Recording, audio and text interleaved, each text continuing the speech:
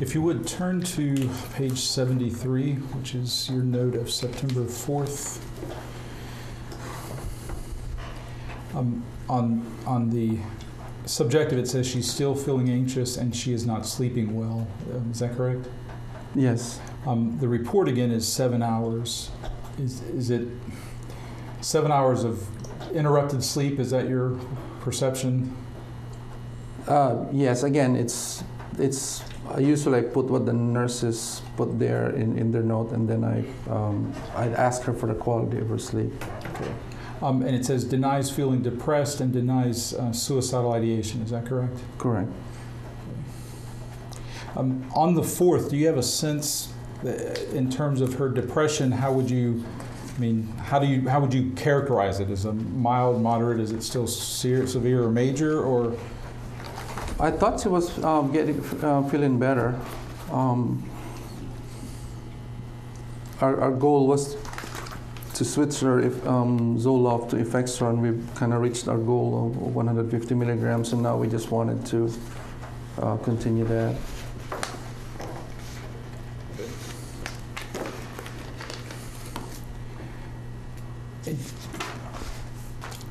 Okay. She also denied suicidal ideation. Is that correct? Yes. You know, what time were you seeing her on that day, on the 4th?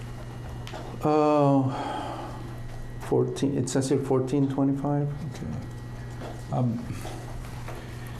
Turn to page 180.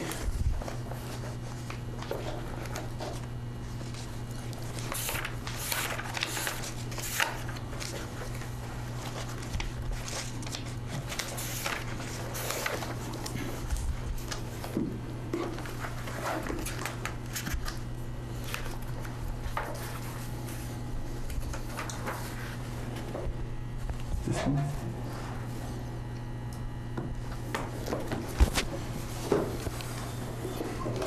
What's it say? It's in the top or bottom left corner there, I believe. 180. Okay. Yeah. Do you see down in the bottom? I'll let David catch up with us. Good. In the bottom left-hand corner, under the evaluation, it's time 9:21. Under the section, it says suicidal thoughts. Down here in the bottom, it says suicidal thoughts. It says active thoughts. Do you see that? Yes. Did you know that on this date she was having active thoughts of suicide? No, because when I asked her, she denied it. Right, but in the notes right here, according to whoever put this in there, she was having active thoughts of suicide. Can we discern from that you did not read this note and the person who charted the note didn't make it a point to make sure you knew that morning she was having active thoughts of suicide? Well, I did not read this note. Okay. Because I would have talked to her about it if I saw her later on that afternoon. It would be reasonable and prudent and it'd be your duty to talk to her about that. Yes. Okay. That's not something that can be overlooked, I would assume. No. Okay. Is it your expectation that the person who makes this note brings this to your attention, or that they just expect you to see it in the notes? No, I expect that if somebody has active suicidal thoughts that they let me know. And is that something they should have called you fairly quickly, or should they just wait till you come in that day, or how should they handle that in your expectation? You have to inform. Well, I want to be informed as soon as possible. Right, and as soon as possible they should pick up the phone and call you and let you know, or send you a message, or wait till you come in that day? They have access to my phone. They can call me. Right, and what I'm trying to figure out is, what is your expectation? Is it that they would call you? Yes. Okay. Now, this was at 9 a.m.?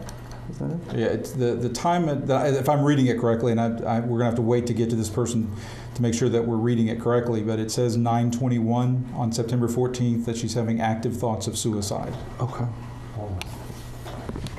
Sorry.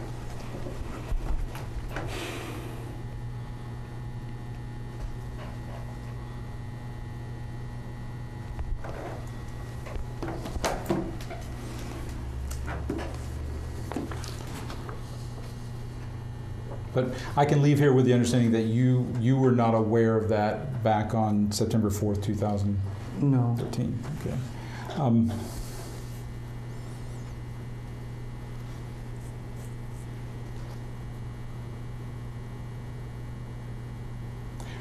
Your note on this date says you're waiting for IOP referral / eval. Yes, can you remind me what page was that? Your note is on page 73.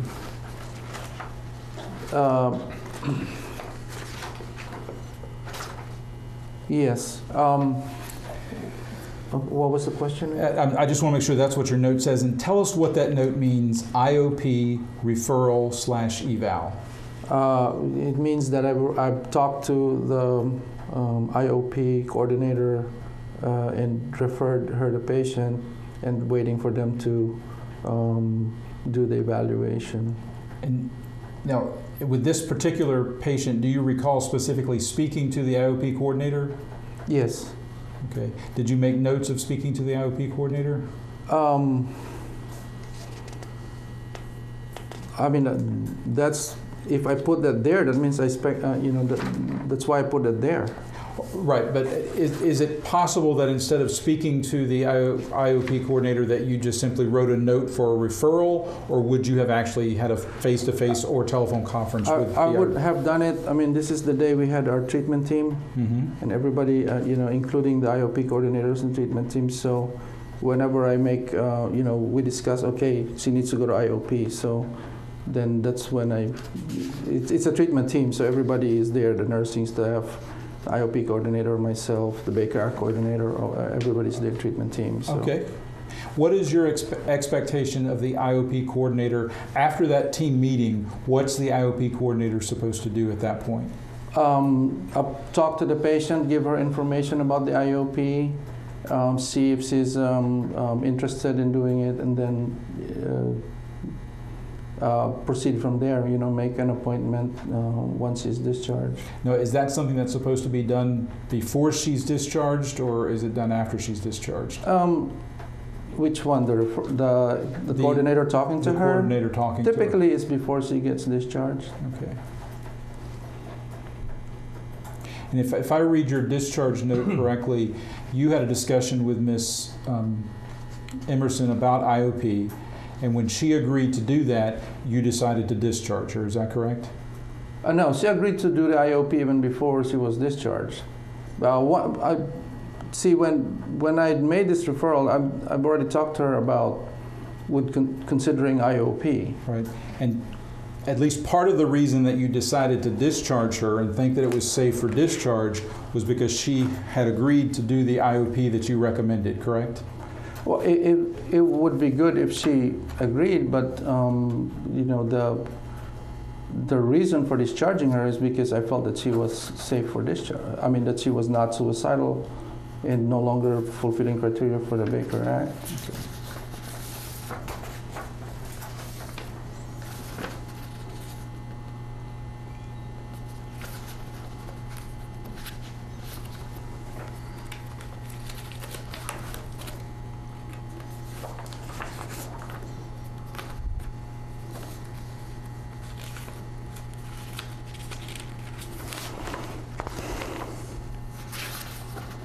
If you take a look at page 88,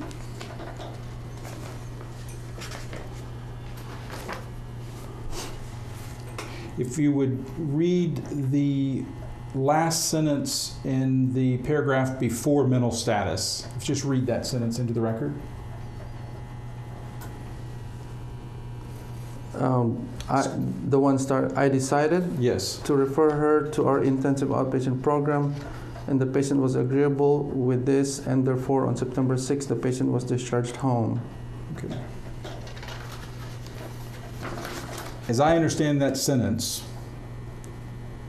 you recommended IOP, Yes, and she agreed, yes. and that was at least part of the reason that you decided to discharge her home. Is that correct? No, this is a Okay. discharge summary. This is a narrative of what happened during her hospitalization. I was mentioning that I referred to IOP, and she was agreeable with this. Now, I mean, it wasn't on the day of discharge, it's just that included in the narrative of what the hospital course was. So when I read this sentence, I decided to refer her to our intensive outpatient program, and the patient was agreeable with this, and therefore on September 6th, the patient was discharged home.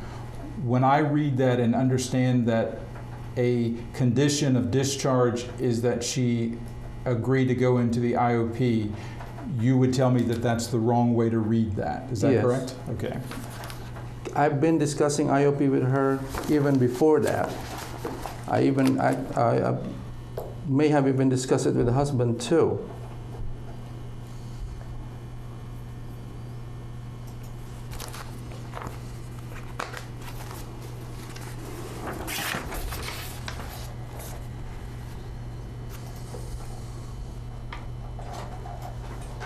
Why was it that you decided to refer her to the IOP program?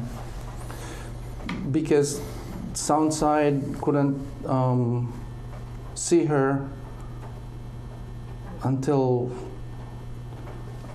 it was a long time, it was 6 weeks, October or something like that.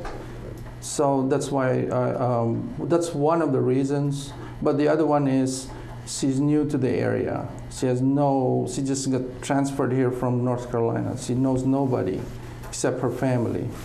I felt that in this way she could still be seen on a regular basis, have some group therapy sessions in the IOP, and also be seen while waiting for Soundside to be able to see her. Okay. Now, if you'd go to your note for September the 5th, I'm sorry, I don't have that. It's going to be right after. I don't have that number.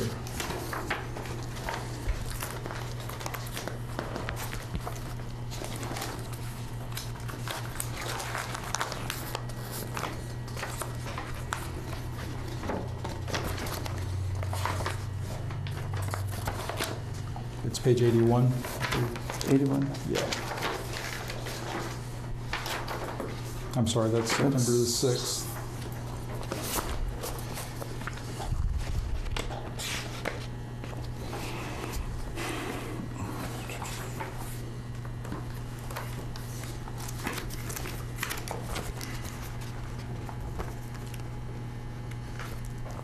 Do you have the note in front of you, the September 5th note?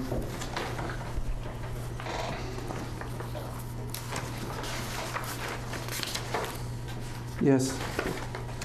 I'm sorry, I'm trying to find mine. Let's see if I can catch up on that.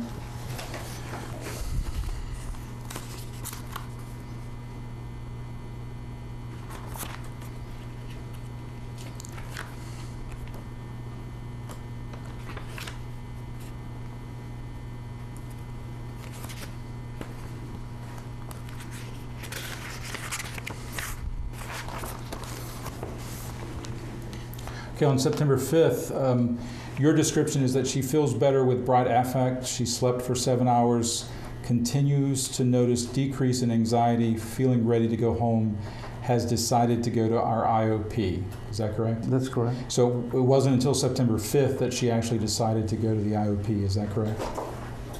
Yes. I mean, that's what she told me, that she would. I mean, I talked to her about it. You know, sometimes you say, well, I think about it, or let me talk to the coordinator, give me some information about the IOP, and then I'll decide. So right.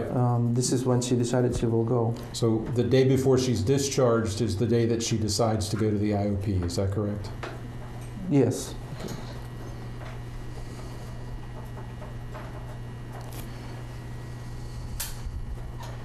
Now, again, your note says 7 hours.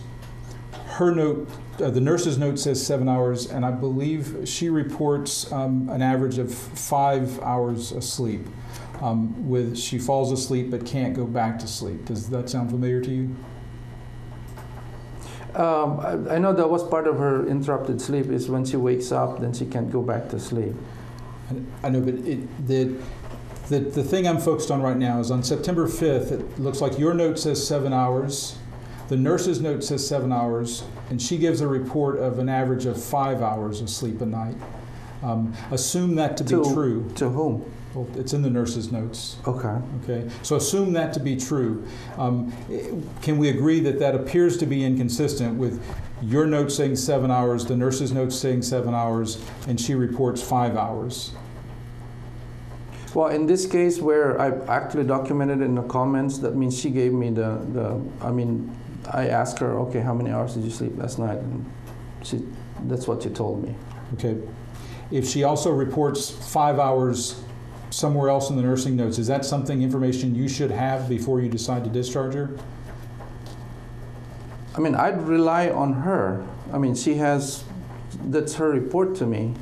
She has, and when she was telling this, she was bright, she was happy, so there was no reason for me to, believe that she's not sleeping well. She reported she was. Right, and we talked about this a couple hours ago about some people just telling the doctor what the doctor wants to hear so they can go home. But you as the doctor, you have to still evaluate the patient, talk to the nurses, and come up with your own opinion regarding that. Is that correct? That's correct. So if you had reviewed the records and you had seen where she had reported that she was sleeping on an average of 5 hours per night, that would be different from what she told you in the session, correct? That's correct. How would you try to reconcile that with her? I'm asking her about it. I know, but if she's reporting 5 to one person and reporting 7 to you, does that give you a good feeling about the kind of sleep and the amount of sleep she's getting? Objective form. Well, she's been fairly consistent with me about reporting her, having a good night's sleep, so I have no reason not to believe her. Unless you looked at the note and saw where she had reported to somebody else that she was getting an average of 5 hours. But the other notes also indicate 7 hours. Okay. I don't mean to argue with you. I'm just trying to figure out what your process is, what your methodology is. Let's say you had reviewed the medical records while she was in the room with you, and you saw where she had reported to somebody else that she was only getting an average of 5 hours of sleep a night, but she told you 7 hours. Okay, that would be an inconsistency, wouldn't it? Yes, but I did not see the 5 hours. What I saw was the 7 hours, and she reported to me 7 hours, so that's what I was thinking at that time, that she was sleeping well. If you had seen the 5 hours, what would you have done? Talk to her, okay. Ask her about it again. Now, you told me a half hour ago or so that in terms of her sleeping, that you would expect 8 hours of sleep would be a good night's sleep for her. Is that correct? 6 to 8, I said. Okay. Well, if she's getting an average of 5 hours of sleep a night, let me just ask you, in your opinion, had Mrs. Emerson demonstrated to you that she was getting 6 to 8 hours of good sleep a night for any night that she was in patient at Fort Walton Beach Medical Center? I'm sorry, can you repeat that? Yeah. Did Mrs. Emerson demonstrate to you she was getting 6 to 8 hours of good sleep for any night that she was a patient at Fort Walton Beach Medical Center? Yes. Okay, and which night was that? She was reporting to me, except for that one night where I increased the Ambien, she was reporting good night's sleep. What was she reporting to the nurses? I can answer that. Okay.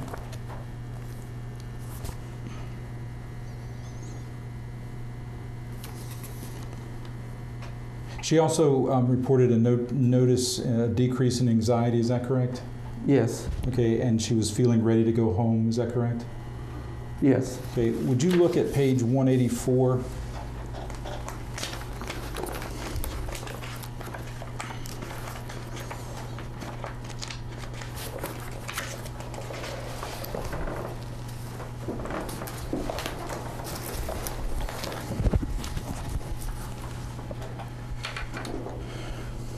Do you see up around the top left on 9.5 at 1016 under warning signs of acute risk? What does that mean, warning signs of acute risk?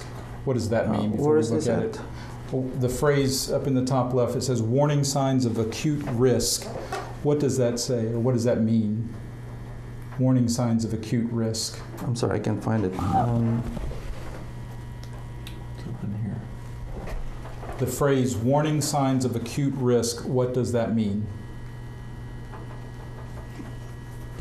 I don't know. This is an You don't know what the charting warning signs of acute risk means? acute risk of what?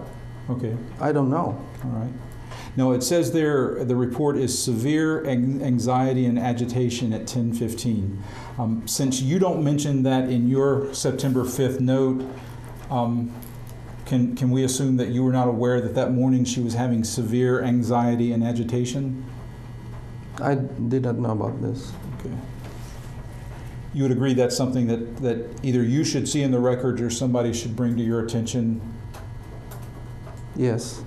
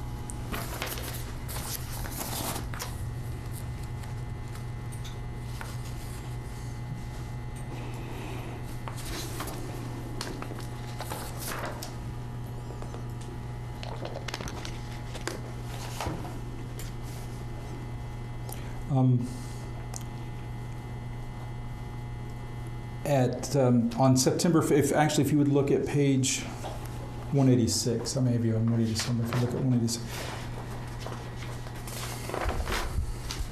And it's on the right-hand side, and it says psych notes inpatient.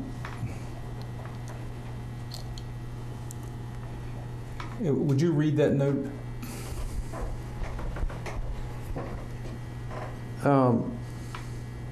Patient has been keeping to herself today.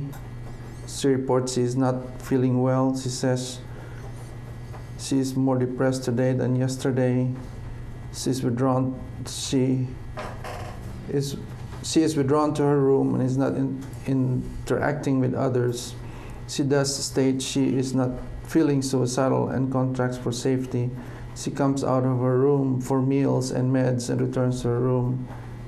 She is on Q 15-minute checks. This note was made at approximately 1620, which was about 40 minutes before you saw her on that same day. Is that right? If we're reading the note times right. What time did I see her? I forgot what time I saw her. Your note is timed at 17:01. This note is timed at 16:22 or 28. So it's about 30 to 40 minutes before you saw her. Okay. What page was my note? I'm sorry. That's all right. Your note is on page 77.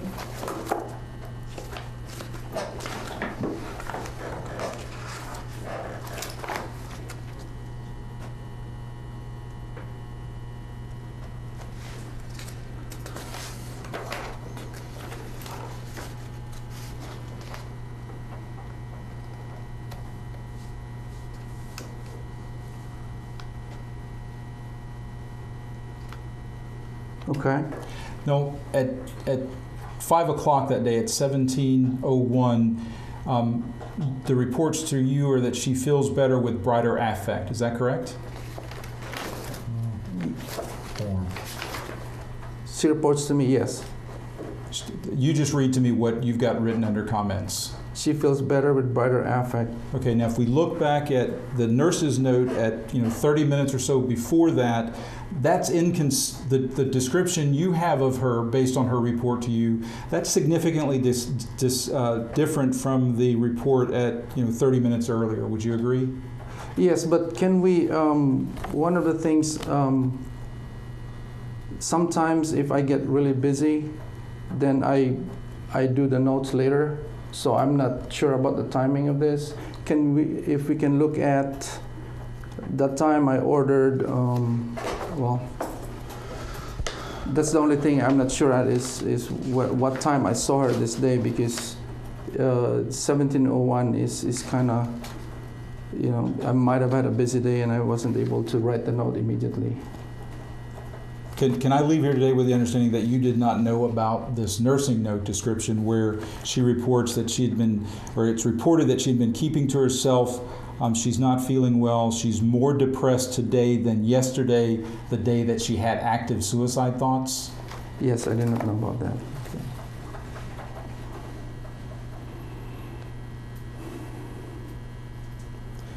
Would you agree that if you had known about that stuff, that she would not have been ready for discharge? Again, I have to talk to her about, you know, usually I have to evaluate the patient myself. You know, I just don't, you know, so I would talk to her about it and see what's going on. Right, and since you didn't know that information when you evaluated her the next day, that's correct, right? You didn't know about the active suicide thoughts. You didn't know about this episode where she had felt more depressed than the day before. You didn't know that she had been isolated and depressed on the 5th as well. You didn't know any of that stuff, if I'm... No. So in making the decision to discharge her on the 6th, you would like to have had that information so you could have questioned her about it, correct?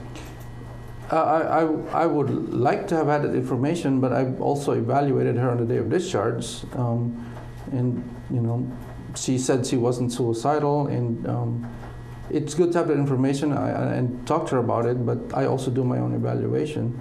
Right, see her. Would you agree with me that as we sit here today, since you didn't have the information we've been discussing that's in the nurse's notes on the 4th and the 5th, that you can't be, within a reasonable degree of medical probability, confident that you would know where you would have still discharged her on the 6th? Objective form. Again, it's hard to answer that without me being able to evaluate her. And I'm trying to be fair to you. So on the 6th, when you're deciding whether or not to discharge her, since you didn't have the information that we've been discussing, which is in the nursing notes on the 4th and the 5th, since you didn't have that information, you can't sit here today and say, yes, I would have discharged her because I didn't have the opportunity to discuss this with her, correct? Form.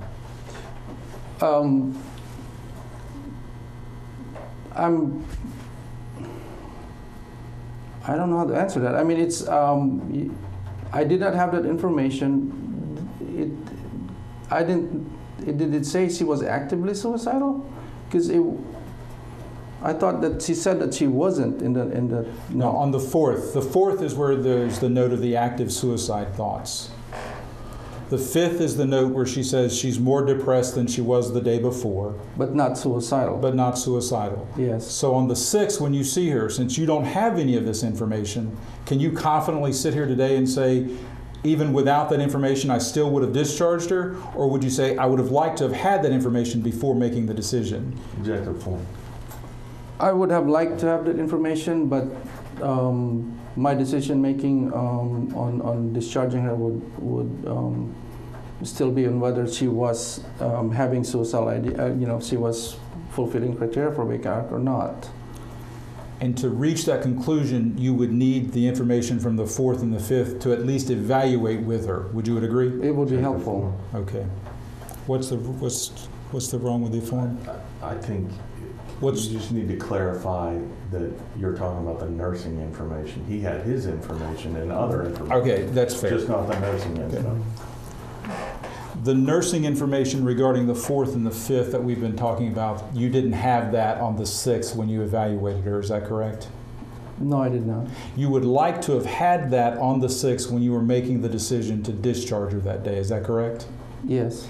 Now, in evaluating her on that day, you could have discussed the information from the 4th and the 5th in the nurse's notes, and you could have still decided to discharge her, correct? Correct. Likewise, you could have discussed that information with her from the nurse's notes on the 4th and the 5th, and you might have not decided to discharge her because you didn't like the answers or trust the answer she was giving to you, correct? That's correct. Okay.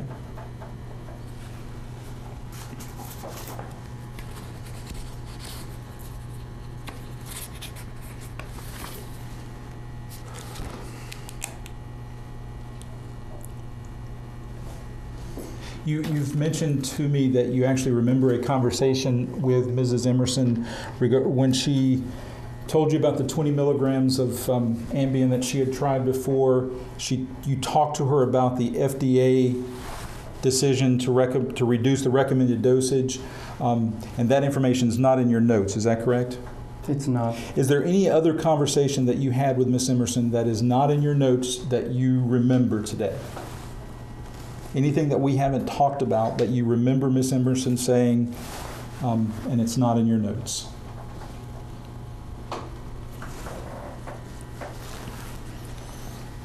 No. Okay.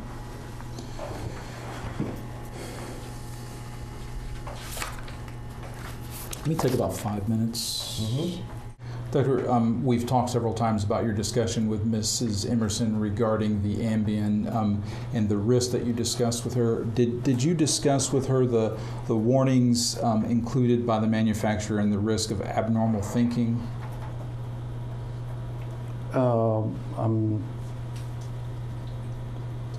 Abnormal thinking? I don't know. Okay. What about behavioral changes? No. Did you talk to her about aggressiveness, No. extroversion? What was that? Extroversion? Oh, no. Okay. Visual and auditory hallucinations? Yes. Okay. Bizarre behavior? Just sleepwalking Okay. and talking, sometimes talking, not remembering what you're talking about.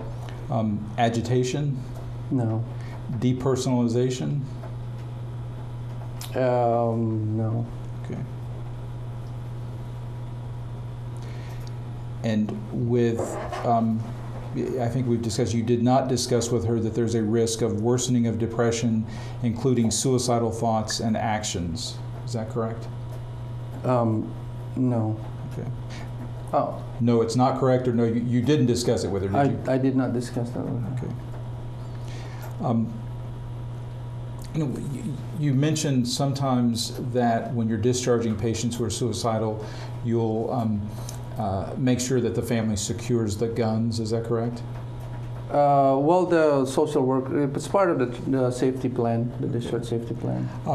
Do you ever encourage patients, family members, to take part of the safety plan by controlling the medicine for the patient?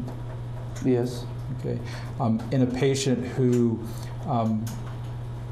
is being just discharged with 10 milligrams of Ambien, would it be prudent that the family be asked to monitor the medicine and give it out, and as opposed to giving the patient complete access to the medicine?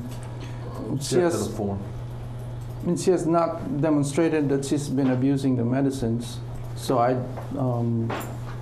don't think we. So no, we didn't ask the family to control her medicines. Does 60 10 milligram pills pose a risk of overdose for a patient? Yes, so are the 60 Klonopin tablets and the other medicines that she's been prescribed. Were you aware that she had ever tried to access the guns to kill herself at all? No. Okay. What's the thinking behind advising the family to lock up the guns that she had never tried to use before, but not advising the family to control the medicine? I mean, the gun is just minimizing any access to lethal weapons that they can use to kill themselves. Now, the medicine, she really has not demonstrated to me that she was abusing any medicines. She denied abusing medicines before. My question was, you have a patient like Miss Emerson who has possibly researched suicide before, which resulted in an inpatient hospitalization in North Carolina, attempted suicide in Fort Walton Beach, which resulted in a Baker Act at Fort Walton Beach Medical Center, and you're discharging her home with 60 10 milligram tablets of Ambien, which you just acknowledged posed a risk of overdose. So why wouldn't you ask the family to protect her from the Ambien just like you asked them to protect her from the guns? Well, I mean, this is a fairly intelligent lady who has not demonstrated any abusing her medications. At this point, I mean, doing that, I think would, it's just another taking away some of her, autonomy.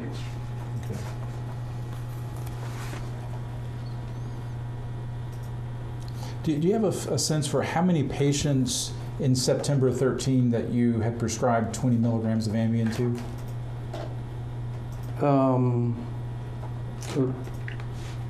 No, probably just her. Okay.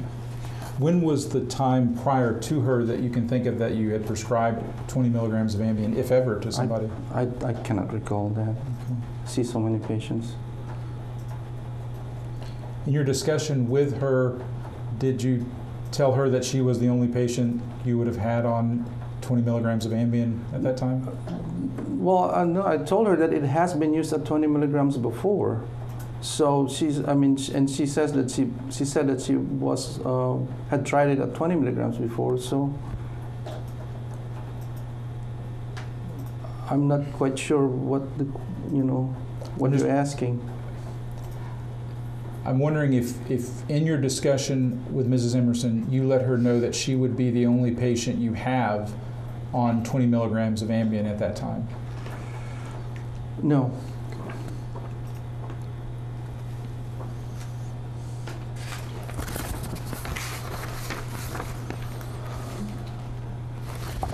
I'm going to show you, actually, if you'll turn to page 41, I believe in there. It's Dave, it's the psychotropic medications informed consent. Okay. And it's the one for Ambien. In reviewing for your deposition, is this one of the documents that you reviewed? I saw it in the chart. Okay. What is this document we're looking at, which is numbered 41, 000041? The psychotropic medications informed consent sheet. And why is it that this sheet is given to patients? To inform them of the potential side effects or effects of the medication. Okay. And on this particular form, it lists dizziness, headaches, drowsiness, muscle aches, diarrhea, dry mouth, and racing heartbeat. Is that correct? That's correct. But it's my understanding that you actually discussed more side effects with Mrs. Emerson than those listed here. Is that correct? Yes. Are the symptoms or the side effects listed on 00041, is that an incomplete list of side effects in your opinion? Yes. Good form. I mean, if you look at the, I guess, prescribing information of medicines nowadays, they list a lot of side effects. And you thought it was prudent and reasonable to tell Ms. Emerson about more side effects than are listed on the Fort Walton Beach Medical Center consent form. Is that correct? Yeah, I've talked to her about some other side effects. Okay. Now, when I look at the range of dosing on this form, it says 5 to 12.5 once at bedtime. Is that correct? Yes. Did you have authority or permission from Fort Walton Beach Medical Center to exceed the range listed on the consent form?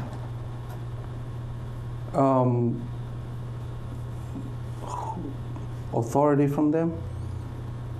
Right. As I read this range, you exceeded the range, and I'm just wondering if you approached anybody at the hospital and the administration and let them know that you were going to be prescribing 20 milligrams of Ambien to a patient, even though you did not at that current time have any other patients on 20 milligrams of Ambien.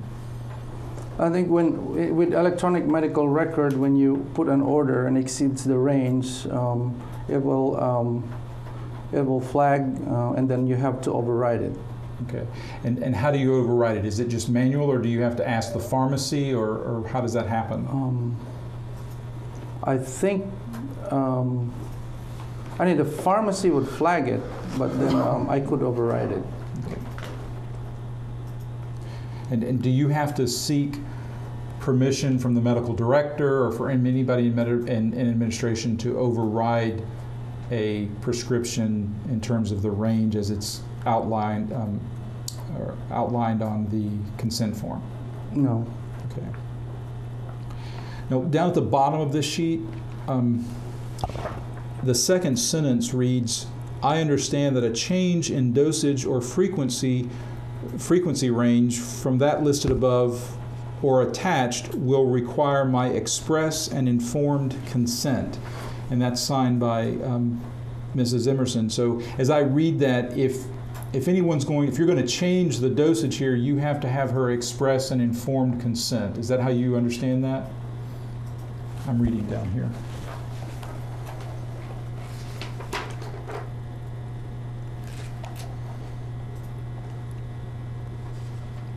Yeah, I understand that this is any change we do. Okay. I'm going to The patient has to express informed consent. Right. I'm going to attach a copy of 0041 as Exhibit 5, maybe 4. I'll give that to you. Do you understand that express and informed consent needs to be in writing? No, I talked to her about it. That's not my question. Do you understand that express and informed consent needs to be in writing? Gento form. I mean, I don't think all the time. Well, here's another form that's Bates stamp 108. I'm not sure you have a copy of it in that set right there. It's the certification of person's competence to provide express and informed consent. Have you ever seen this document before? Yes. So you're probably aware then that the first paragraph says express and informed consent means consent voluntary given in writing by a competent person after sufficient explanation and disclosure of all subject matter involved to enable the person to make a knowing and willful decision without any element of force, fraud, deceit, duress, or other form of constraint or coercion. Is that correct? Correct. Okay. Just based on that definition from Fort Walton Beach Medical Center, would you agree that Mrs. Emerson did not give express and informed consent based on this definition? For the Ambien or for everything else? I mean, For the increase in Ambien to 20 milligrams. my understanding of that is not just the increase of Ambien, it's everything that I started her on or change the dosage on. Like the Effexor, for example. Every day I increase it, does she have to give informed consent to that? Written informed consent? No, You know, let's I'm going to try to narrow it for us so we're not confused. And we can talk about the Effexor in a moment. Right now I'm just talking about the Ambien based on Exhibit 4. She signed the Ambien consent form, and the dosage range was from 5 milligrams to 12.5, and you initially prescribed 10 milligrams of Ambien. Is that correct? Yes, that's very vague though, because that's two types of Ambien. Okay, this isn't my document. I don't know what it is. Yeah. Okay, but at least based on this document, she consented to a range of 5 to 12.5 milligrams. Can we agree to that? Yes. Okay, can we agree that you changed that to 20 milligrams? Yes. Okay. Now, based on this certificate of person's competence to provide express and informed consent, which requires written consent, can we agree that you did not get express and informed consent from Mrs. Emerson to increase the dosage to 20 milligrams of Ambien? I got verbal consent. We're not talking about verbal consent. Do you understand first let me make sure you understand my question. If you don't understand my question, please let me know and I'll try to rephrase it. Do you understand that this document defines express and informed consent as written consent? Yes. Okay. Since you did not get written consent from Mrs. Emerson to increase the dosage of her Ambien from 10 milligrams to 20 milligrams, would you agree with me that, at least under the definition of this form, you did not get express consent from her?